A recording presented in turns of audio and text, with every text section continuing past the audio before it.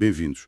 Hoje vamos mergulhar numa parte de Hong Kong que é fascinante e que esteve, pronto, quase secreta até há pouco tempo. Falo das zonas fronteiriças de Ping Che, Lin Mahang e Sha Tau Kok. Exato. Áreas que estiveram isoladas. Sha Tau Kok, por exemplo, desde 1951, imagina. Logo depois da mudança de regime na China continental. Décadas. E este isolamento todo, bem, teve um efeito curioso. Criou uma espécie de cápsula do tempo. É uma boa forma de descrever, sim. Preservou história, cultura, até ecologia de uma maneira que já não se vê noutras partes de Hong Kong, tão desenvolvidas. Sem dúvida. Portanto, a nossa ideia hoje é desenterrar estas histórias, descobrir alguns tesouros escondidos e perceber o que torna esta zona tão especial. Ok, vamos lá analisar isto. Sim, e é um ponto de partida fundamental, porque estamos a falar mesmo da periferia norte da região administrativa especial, ali colada a Shenzhen. E atenção, historicamente, estas não eram áreas esquecidas, pelo contrário. Ah, não? Não, foram centros importantes da cultura Hakka, aquele grupo com uma história migratória própria, tradições fortes no sul da China, tinham agricultura, indústrias específicas e, claro, uma presença militar forte por causa da fronteira. Faz sentido. O acesso restrito durante tantos anos, travou o desenvolvimento moderno, é verdade, mas congelou no tempo muito deste património. E agora, com a estratégia da metrópole do Norte e a reabertura faseada, primeiro o cais de Sha Tau Kok em 2022, depois quase tudo em 2024. Exceto a Rua Chunguinha, essa continua fechada. Exato, essa continua a ser uma exceção. Mas a visão agora é outra. Um desenvolvimento de baixa densidade, alta qualidade. Quer dizer, que tenta valorizar precisamente esta herança. E que herança! Temos aqui umas 5 histórias que acho que captam bem a essência disto. A primeira leva-nos a uns guardiões silenciosos da história recente. Os Fortes Macintoshes, Ah, sim. em Lin Mahang. Exato, na encosta de Robin's Nest, ou Hung Fat Chai, como também é conhecido. Aquilo são estruturas que gritam Guerra Fria, não é? Completamente. Construídos ali no fim dos anos 40 e início dos 50. Qual era exatamente o contexto? Estava tudo muito tenso, imagino. Era um contexto de enorme tensão, sim. A Guerra Civil Chinesa tinha acabado do outro lado da fronteira. E a administração britânica estava, bem, muito preocupada. Com duas coisas principalmente. A possibilidade de conflitos militares chegarem a Hong Kong e o fluxo enorme de refugiados. Ok, portanto, estes fortes foram uma resposta muito física, muito direta a esses medos. Puseram-os em sítios estratégicos, altos, como o Ung Fa Chai, para vigilância máxima, e o que é fascinante aqui é a arquitetura deles. São octogonais e pensados para serem autossuficientes. Tinham cozinhas, quartos, depósitos de água, eram, no fundo, mini-bases de fronteira. Muito mais que simples postos de vigia, então. Sem dúvida. Representam essa busca quase obsessiva pela ordem, pelo controle, numa fronteira que se estava a tornar numa linha divisória ideológica global. Impressionante. E hoje em dia? Sei que são pontos de referência em trilhos, dá para ir a pé a partir de Ping She, por exemplo, mas como é a experiência?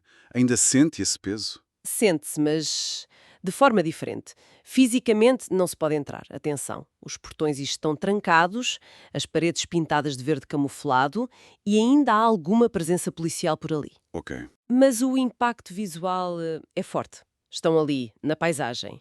E o contraste é enorme. O que antes eram símbolos de medo, de separação, de controle militar, hoje são marcos em percursos pedestres, locais de interesse para quem procura lazer, natureza.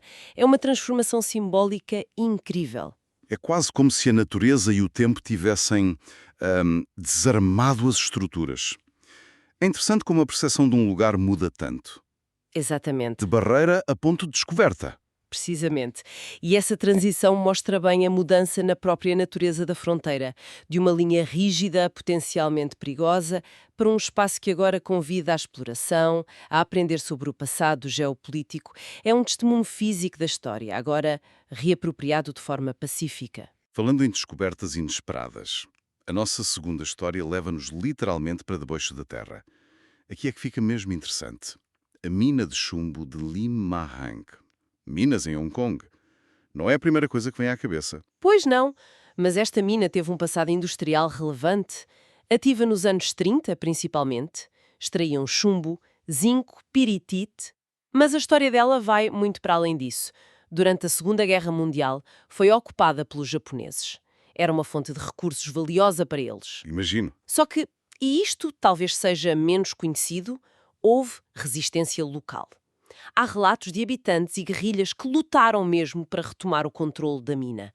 Chegaram a expulsar os japoneses temporariamente. Uau, isso muda tudo.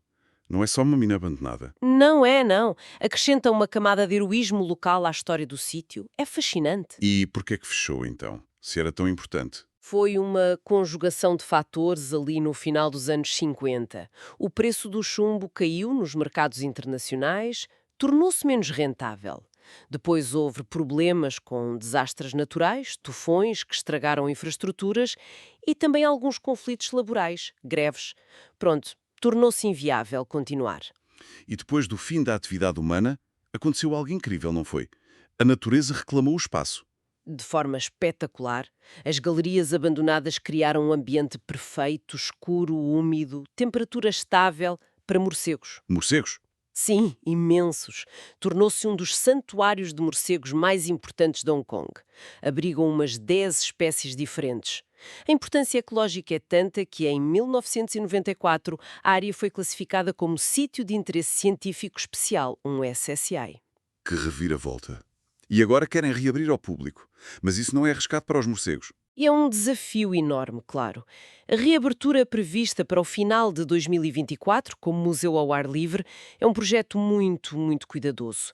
É uma colaboração entre o Departamento de Conservação da Natureza, o AFCD, e o Departamento de Engenharia Civil, o CEDD. Têm de trabalhar juntos. Exatamente. O objetivo é como é que permitimos que as pessoas aprendam sobre a história industrial, sobre a resistência, sem perturbar aquele ecossistema super frágil dos morcegos. Vai haver regras muito estritas. Nada de luzes fortes, caminhos bem delimitados. É um exemplo prático de como tentar equilibrar a preservação histórica e ecológica com a educação e o turismo. É quase poético. Entrar na escuridão das ruínas humanas para encontrar vida selvagem a florescer. É um pouco isso, sim. Uma experiência única. Da escuridão da mina para a luz e a água. Terceira paragem, Sha Tau Kok e o seu cais, que tem uma característica muito específica.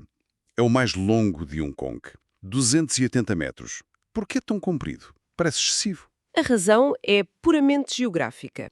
As águas ali na Baía de Sha Tau Kok são muito baixas. Ah, ok. Para os barcos, mesmo os pequenos, conseguirem atracar em segurança, com profundidade suficiente, tiveram de construir um cais que se estendesse muito mar adentro. Visualmente, parece quase um dedo a apontar para o mar, mas a função era essa, prática. Historicamente, antes de Sha Tau Kok virar zona de acesso restrito em 51, qual era o papel do cais? Antes de 51, Sha Tau Kok era uma vila fronteiriça super movimentada. O cais era uma artéria vital para o comércio, principalmente marítimo. Ligava às comunidades costeiras próximas, incluindo as do lado que depois se tornou a China continental. Portanto, um centro económico. Sim. E a designação como FCA em 1951 cortou isso. De repente, a ligação à vitalidade económica. O cais, tal como a vila, ficou como que adormecido durante 70 anos. A reabertura ao público, em junho de 2022, foi o primeiro passo concreto na reabertura da área toda. E hoje, qual é a função principal? Já não será tanto comércio, imagino. Não, hoje o papel é outro, mas igualmente crucial. É a porta de entrada para quem visita a própria vila de Sha Tau Kok, com a licença necessária, claro. Certo. Mas, talvez mais importante ainda, tornou-se o ponto de partida para os passeios de barco. Aqueles que levam às ilhas mais remotas e ricas culturalmente. Lai Chihuahua, Katou, Aptchao. Muitas delas fazem parte do Geoparque Global da Unesco de Hong Kong. São conhecidas pela geologia única e pela preservação da cultura Hakka. Ah, então o cais agora é um portal para outras explorações. Exatamente.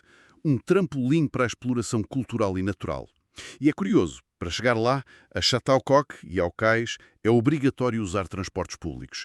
Isso já cria uma sensação de transição, de ir para um sítio diferente. Portanto, o cais, que era longo por necessidade geográfica, agora é simbolicamente longo, no alcance das experiências que proporciona. Liga presente e passado e abre portas. É uma ótima forma de ver as coisas. O comprimento físico virou uma metáfora do alcance cultural e geográfico que oferece. Mantendo-nos em Chatalcoq, mas mudando de cenário, algo mais etéreo, visualmente deslumbrante. A nossa quarta história, a Dança das Lanternas de Peixe. Soa mágico. O que é? É uma tradição popular lindíssima e vibrante, reconhecida como Património Cultural Imaterial de Hong Kong. As origens são antigas. Pensa-se que vêm do final da dinastia Ming, início da Qing, numa altéria dali, Shalan Xia. No fundo, é uma expressão da ligação profunda das comunidades costeiras com o mar. É um ritual. Pede bênçãos, proteção para os pescadores, boas colheitas do mar.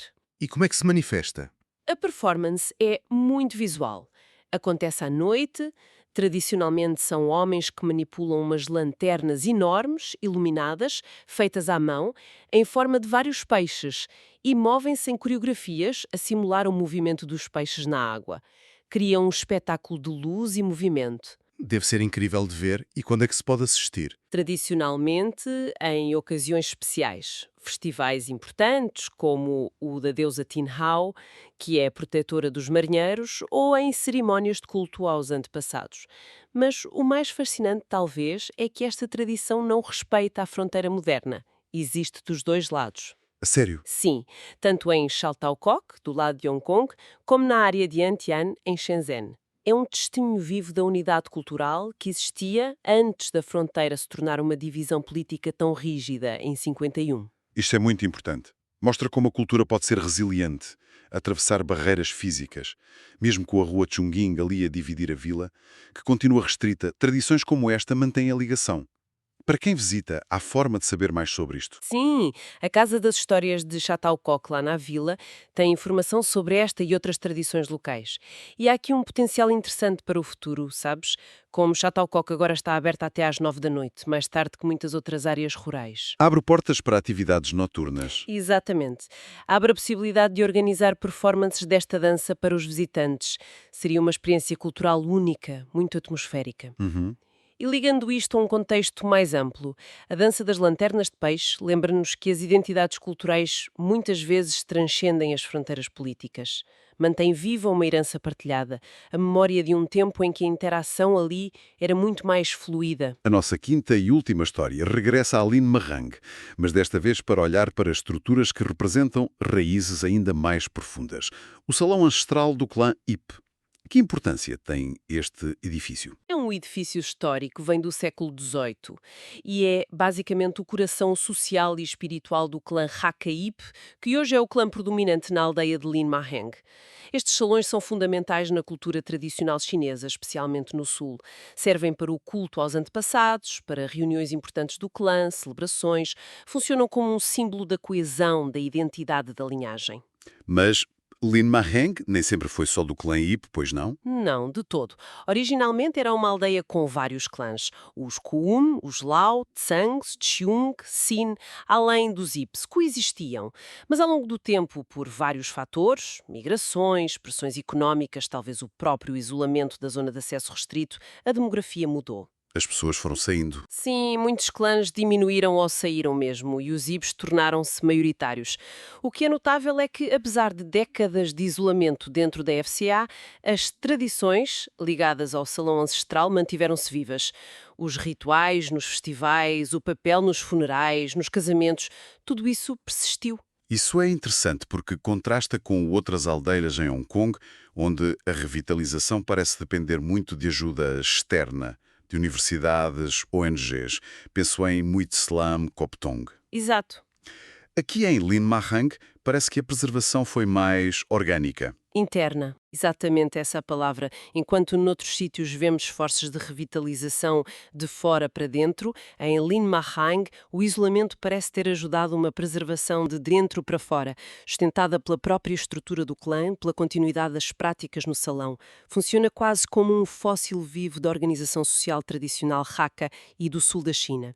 O isolamento, que trouxe tantos desafios, paradoxalmente protegeu estas estruturas e tradições da modernização rápida que transformou outras áreas rurais. É um vislumbre da tenacidade cultural de uma comunidade fronteiriça. Impressionante. Temos então estas 5 histórias.